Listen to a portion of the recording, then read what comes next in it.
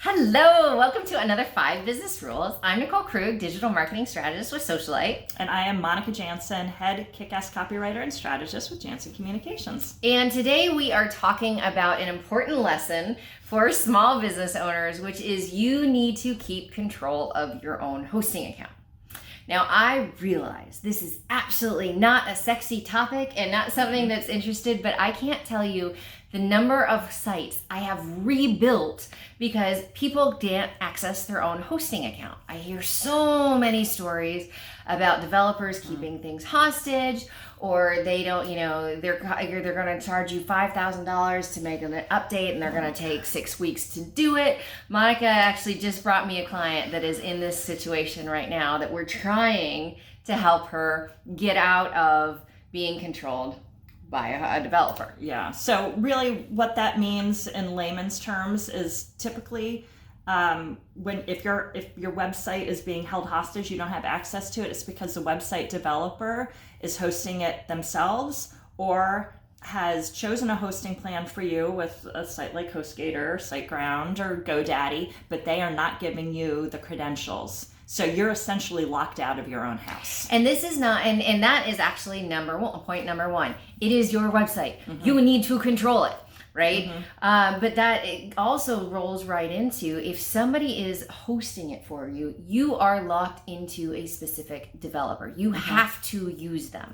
Now, I am the type of person, I want you to stay with me because you're happy with my service, not because I'm forcing you to. Not because you're holding them hostage.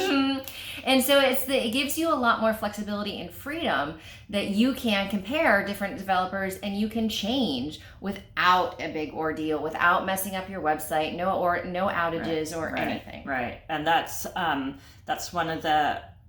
Oh no, you're gonna bring that point up. That's okay. Jump right in. I was gonna say our notes are over there. The danger of allowing your website developer to host your website themselves is a website is hosted on a server, which is literally just a computer. So that computer is maybe sitting in their basement, it's in their office. What happens if they lose power? And this is, even though your website's down, we're talking about developers, right, and holding hostage, and it's not this. I hear so many things. Oh, my buddy has a server in his basement and said he'd host it for free. It's the same thing, right? It is the exact same thing because the thing with when you do a professional host, you are paying for one support 24/7 because even if I'm supporting you, I don't want to call at 2:00 in the morning saying you have problems. That's not what I'm ready to deal with. But so you got support whenever you need it, as well as redundancies, right? They have servers all around the country so that if there's a hurricane on the East Coast, they can use their West Coast servers to support it. Yeah, your website won't go down.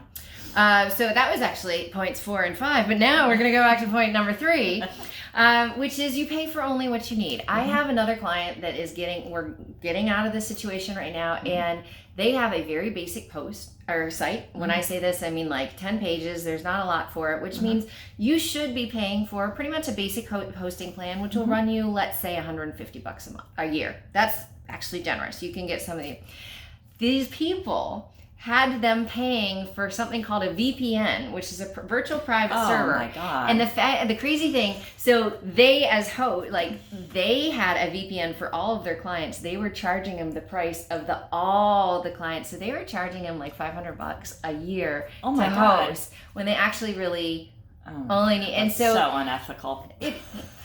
It's just when you have control of your own stuff, you can figure out what you actually need and only pay for what you actually need. Now, I realize hosting is confusing. And so if you're not sure what you need, you call me. The email is on there. You reach out, you get in touch with somebody to figure out who can actually help you figure this out. But you don't just randomly pay for stuff because someone tells you to. Get second opinions.